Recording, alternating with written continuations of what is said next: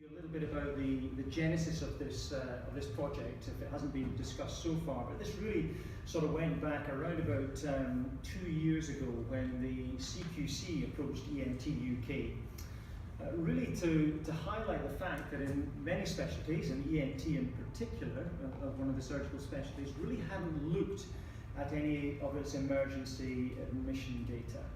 And that's something that the CQC is particularly interested in at the moment. It's the management of emergencies, the care of the critically ill, the sick patient, rather than just looking at process and elective work. So what they did was they charged ENT UK with developing an audit which would look at some form of emergency practice.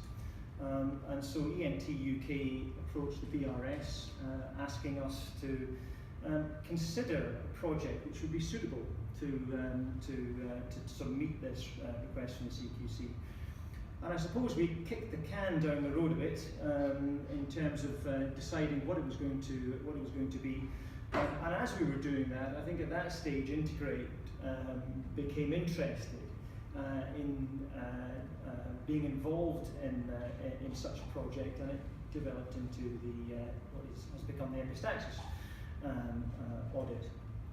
And I think actually, when you look at audit within ENT circles, this really has the opportunity to become probably the best audit project that has been carried out nationally across our specialty. It's really important, not just in terms of NHS or provision of audit within the sort of the greater NHS, but actually when it drills down to us as ENT surgeons, in particular our patients, what we hope to be able to do is to examine some of the variation of practice that exists across the country, which is undoubtedly the case, but also to get a better understanding of the process and how we might better manage these patients. So I think this is relevant for us all, both as the older sort of tranche of ENT surgeons and you guys who are about to sort of start on the pathway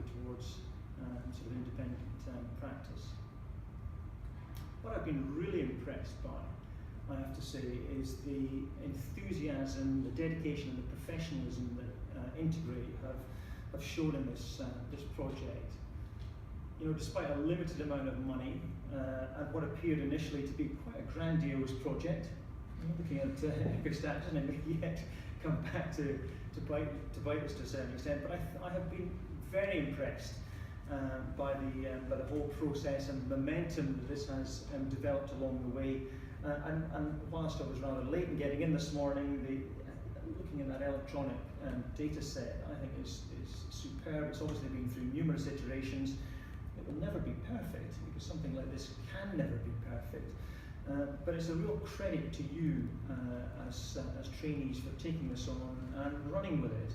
And you have largely done that independently with support from ourselves in BRS and ENT UK. So it's a real credit to you all, and very, very well done. We really look forward to the first cycle of the audit.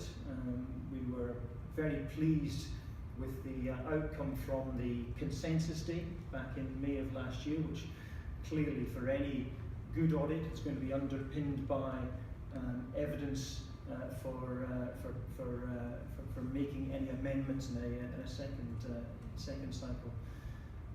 So I don't have much more to say other than I look forward to the start of the audit next week. I've gone back and found the bipolar forceps in my own department, which I must say I was guilty of not knowing about at the first consensus meeting. But in all seriousness, I await the results of process and outcome for the first cycle, and I wish you very well in the coming weeks. Thanks very much.